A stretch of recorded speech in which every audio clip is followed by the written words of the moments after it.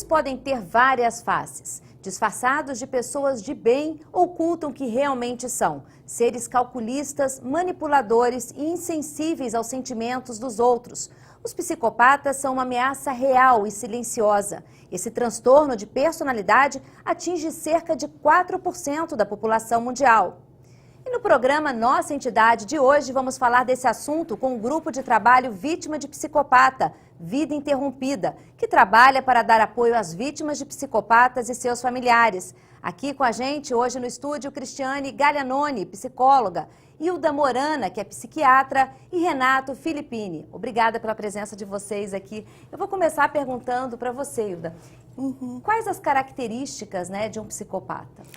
Psicopata é aquela pessoa que te dá a impressão de que você é muito sortuda de ter conhecido uma pessoa maravilhosa que faz tudo por você, e quando você percebe, você vê o monstro com que você estava envolvido.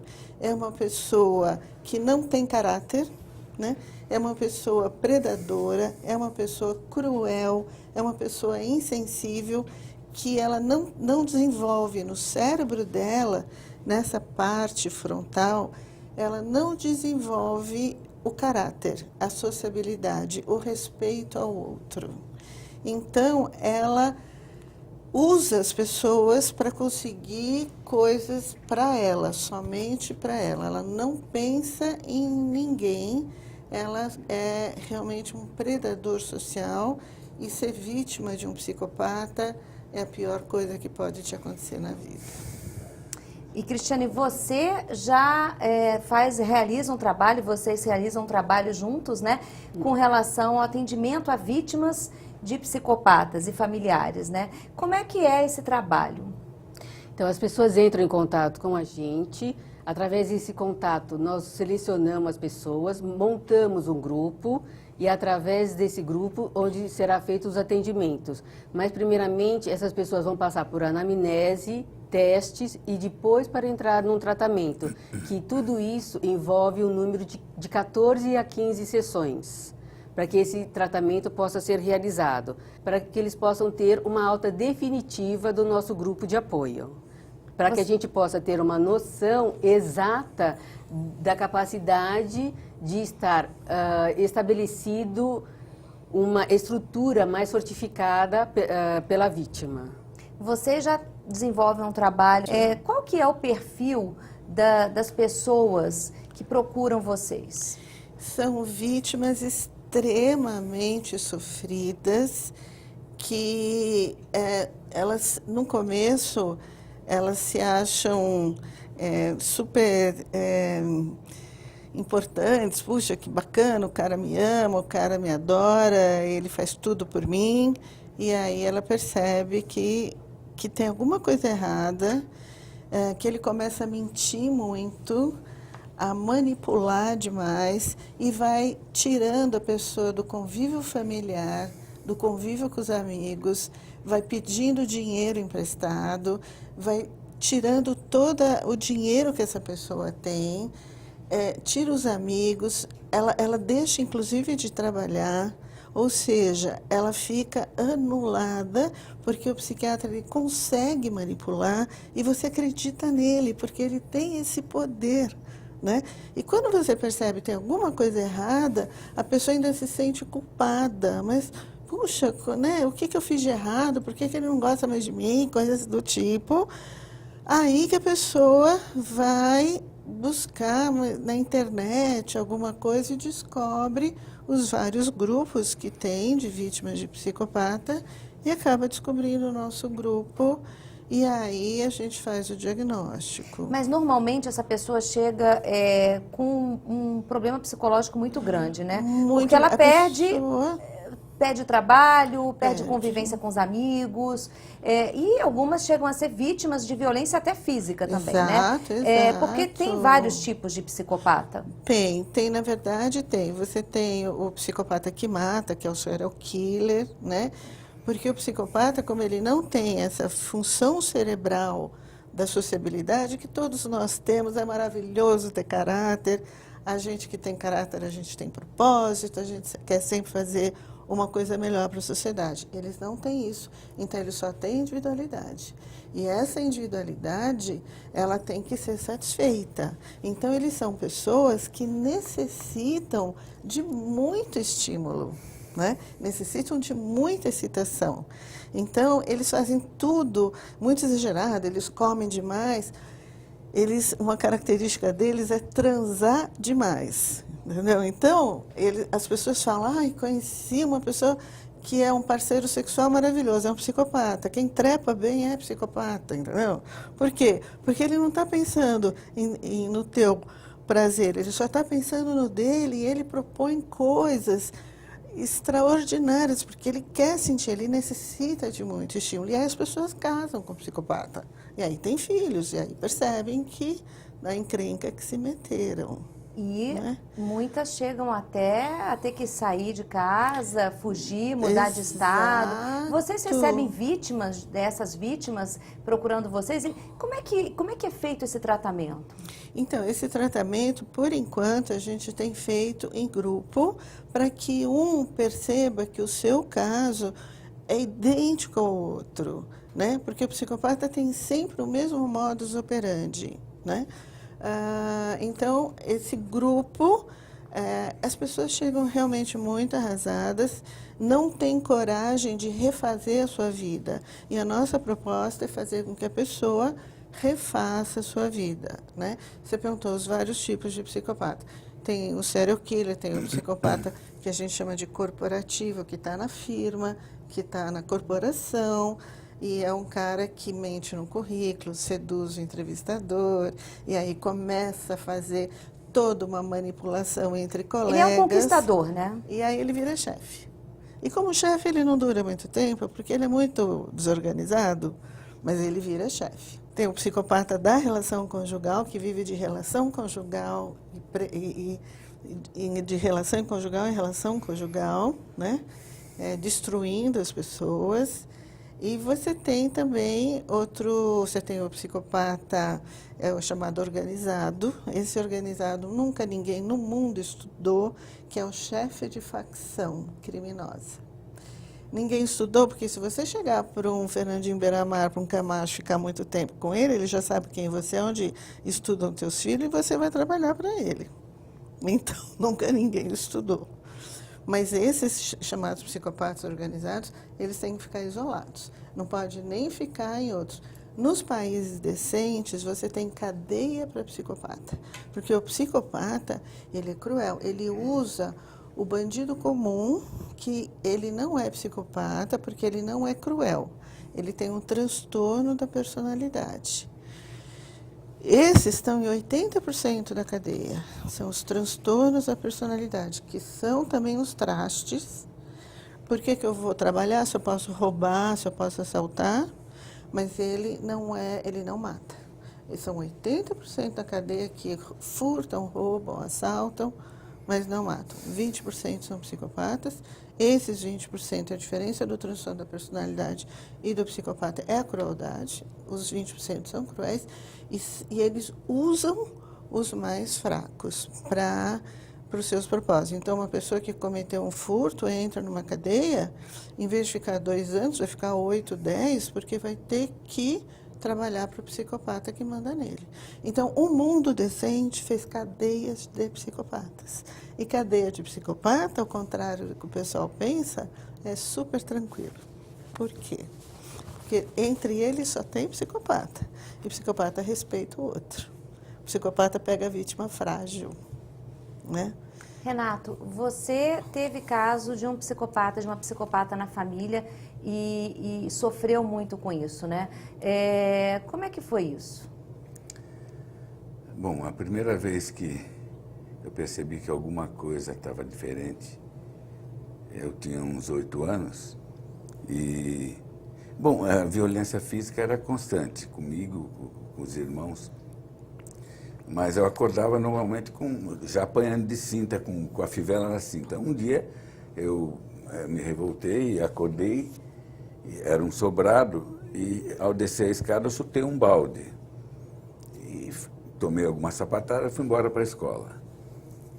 Quando eu voltei, na hora do jantar, estava meu pai, os 5 filhos, minha mãe em frente.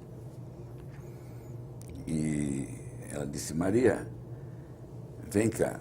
Eu continuei comendo, achava que era comigo. Ela disse, diz o que aconteceu. Aí disse, mas senhora, ela disse, diz o que aconteceu. Nisso todo mundo parou o jantar, eu também. Isso, a minha mãe olhando para mim, assim com prazer e fixamente.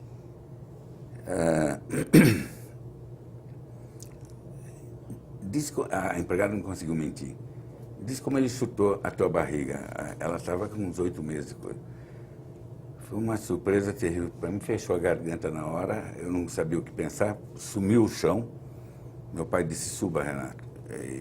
Eu fui para dormir, não conseguia nem me esticar, de tanta dor aqui, dor. Eu fiquei uns 2 dias sem poder falar. E você, Quer dizer, com 8 anos, você vai falar o quê? Sua mãe cometia com prazer. violência e falava mentira. Isso, jogando um irmão contra o outro, o irmão contra o pai contra o irmão.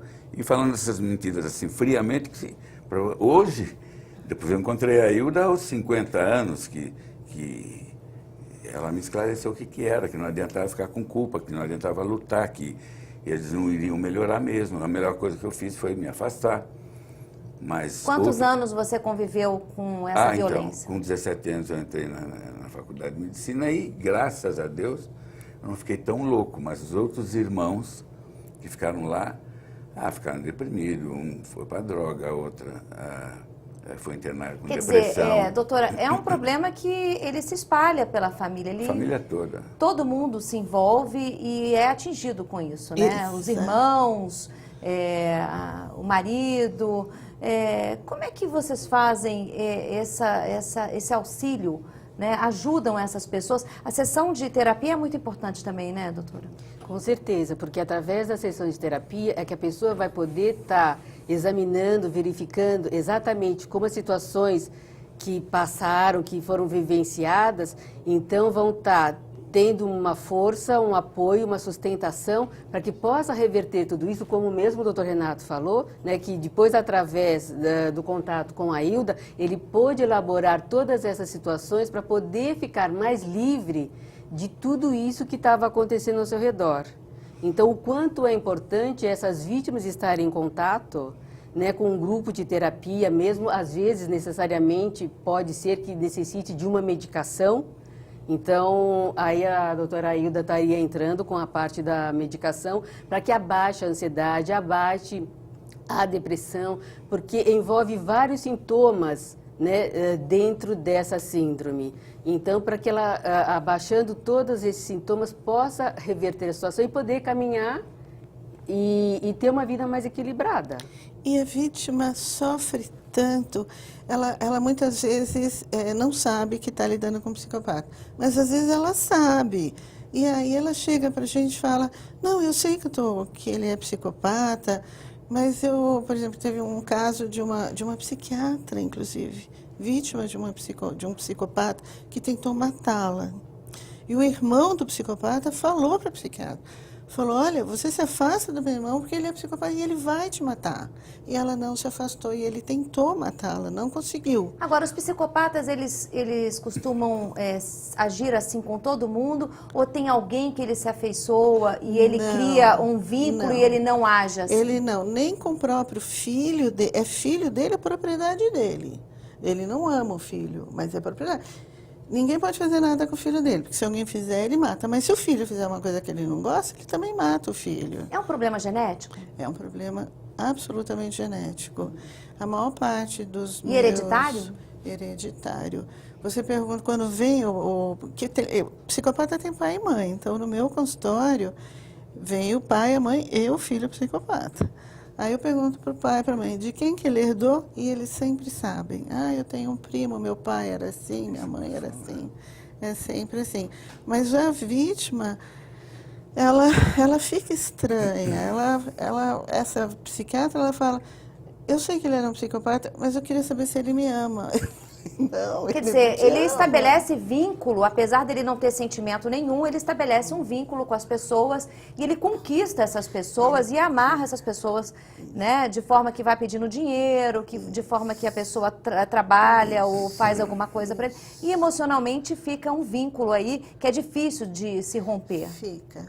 É um vínculo emocional difícil. A pessoa se sente, quando ela percebe que ela foi vítima, ela se sente muito enganada. Ela fala, mas como que eu me deixei enganar? Ninguém tem culpa de ser enganado por um psicopata.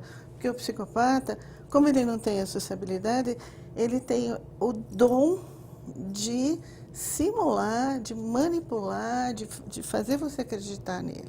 E Renato, você percebeu isso só muito mais tarde ou você percebia que a sua mãe era doente? Não, eu percebi aos 8 anos uma coisa estranha, mas eu acho super importante essa parte da luta da Hilda de mostrar a relação genética que tem. A mãe da minha mãe, embora de condição social bastante boa, foi presidiária e agia dessa forma, fazendo chantagens. Fez chantagem com um alto político, ele se matou e ela foi presa. Então tem uma história de 100 anos. Depois, minha mãe não foi criada com ela, age da mesma forma, não foi criada, porque estava presa. A minha irmã, o marido se matou, sabe? Enfim, é uma história que Mas a sua mãe difícil. nunca chegou a fazer tratamento Que e isso? nunca, Não, existia isso. Hoje, Ninguém, então, o seu a minha pai, por família... exemplo, não percebeu que ela tinha Não, problema. percebeu, mas tanto que aquele dia, às 3 horas da manhã, foi me pedir desculpa. Sabia que eu não tinha feito aquilo, mas percebeu tarde, já tinha 4, 5 filhos, enfim, ele veio dizer esse tipo de coisa. Mas arrasa com o resto da família, sabe? Arrasa porque, então, eu tenho uma irmã internada 2, 3 vezes com depressão, agora está com melanoma, enfim, é complicado. Outro mexe com droga, sabe? O seu irmão também é psicopata. Né? Sua mãe é viva ainda? É viva. E ela hoje como está? Em geral, são bem de saúde, viu? O que está em volta que se complica muito. Mas em geral, porque eles não acham mesmo que fizeram alguma coisa de errado. Quem não cuida acham. dela? Esse irmão psicopata cuida dela, de todo o dinheiro da família, roubam. Eu já fui chamado por seu filho mais velho pelo juiz para tocar um inventário. Eu não queria, peguei, porque eles estavam roubando. A mãe e o outro filho, o irmão psicopata, roubando a família. O que te ajudou a superar isso? Tá. Se é que trauma pode ser superado, de que forma que pode você ser buscou compreendido. ajuda? Quando, aos 17 anos, eu saí de casa, essa foi a minha grande ajuda. E então fiz alguns tipos de terapia, estudei bastante, embora seja oftalmologista, estudei bastante psicologia para tentar entender, fiz alguns trabalhos. E o que mais me aliviou mesmo foi quando eu disse, nossa, mas isso eu acho, quando eu vi em revista o nome da Hilda, falando sobre isso, eu fui procurar, ela de cara falou, não, você é de uma família de psicopata. Me ajuda muito a não ter culpa, me ajuda muito principalmente a não tentar mudar, sabe? Então, porque então você fica 2 anos sem conversar com a mãe, não é agradável. Você fica, queira ou não, uma sensação de culpa. Aí você volta, vai na cidade dela, faz amizade, refaz amizade. Né? Depois de 2, 3 dias você apronta de novo, inventa uma coisa, te cria uma briga horrível, diz que você fala uma coisa. A convivência fica insuportável, né? Impossível. Fica muito difícil. Então, me aliviou muito, já uns 15 anos, né, Hilda? Ela me fez o diagnóstico, só isso, sabe? Então, não tento mais refazer amizade, não me sinto culpado e não enlouqueço. Doutora, a senhora chegou a fazer um trabalho muito grande em penitenciária, convivendo com psicopatas, né? O tratamento para psicopatas, porque é uma doença que não tem cura, né? Então, como é que é feito esse tratamento? É a base de medicação? É a base de terapia? O que envolve o tratamento de um psicopata? Eu, durante 10 anos, eu fiz um ambulatório para estudar psicopata, porque a literatura, como você fala, olha, é problema da justiça, psiquiatria não tem o que fazer com psicopata, porque ele tem um defeito cerebral, né? Então é um problema de hardware, não tem, você pode bater, você pode dar beijinho, que o cérebro não vai responder. Ele vai ser cruel e vai ser predador da sociedade. Mas eu fiz esse ambulatório, depois de 6 anos no ambulatório, a gente achou uma medicação que faz uma sintonia inibitória no cérebro. E essa sintonia inibitória, ele fica menos excitável. E aí a família consegue lidar melhor com ele. E a gente no ambulatório aprendeu muita coisa que a gente ensina os pais a lidarem. Por exemplo, não adianta você castigar um psicopata, mas você fala, olha, essa semana se você não mentir, não bater em ninguém, não roubar nada, no fim de semana eu te dou dinheiro para balada. E aí ele entende isso como um desafio e passa a semana inteira quieto, né? Tem que inverter o jogo. Tem que inverter o jogo, Isso é uma série de técnicas que a gente vai ensinando para os pais a lidarem com o seu filho psicopata, né? Porque, como eu disse, nem sempre a genética é de pai para filho. Tem caso. Mas... Agora, a Cristiane, que atende bastante, conversa bastante com as vítimas, né? Elas precisam de um apoio. Agora, como é que fica esse apoio na família? Porque muitas vezes quem está convivendo com essas vítimas também sofre, né? Porque vê uma pessoa extremamente abalada. Essas pessoas também fazem parte do grupo, fazem terapia junto, porque você falou da terapia em conjunto, né? Não individual. A princípio é uma terapia coletiva, né? Sim, em grupo, né? Apesar que no momento a gente, como nós estamos começando, nós estamos sem atender nenhuma família. Mas, se houver interesse dos familiares estarem procurando o nosso serviço para serem atendidos, para que realmente possa entender melhor do que acontece na vida, que a pessoa tenha a relação com o psicopata, estaremos abertos para poder estar levando essa informação e conseguir fazer com que essas pessoas possam ter uma identificação melhor. Porque normalmente as pessoas, mesmo os familiares, acabam não tendo essa identificação. Né? E elas precisam dessa identificação para poder saber lidar qual seria a melhor forma de estar fazendo essa relação. Na Santa Casa, vocês já desenvolveram um trabalho. Como é que foi o resultado desse trabalho? Como é que está sendo esse trabalho? Eu acho que foi bastante importante e, de uma certa forma, houve uma progressão de melhora nos pacientes que nós tivemos.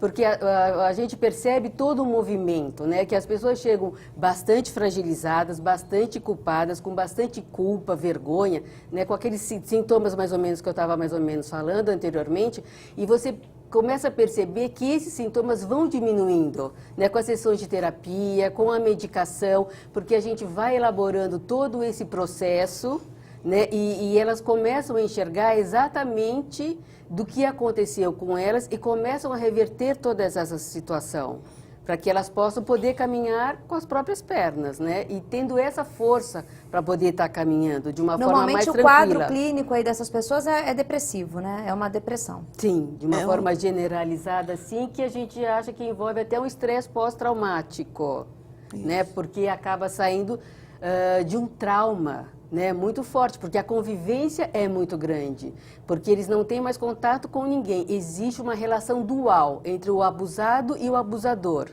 onde o abusado não consegue perceber mais nada em seu entorno.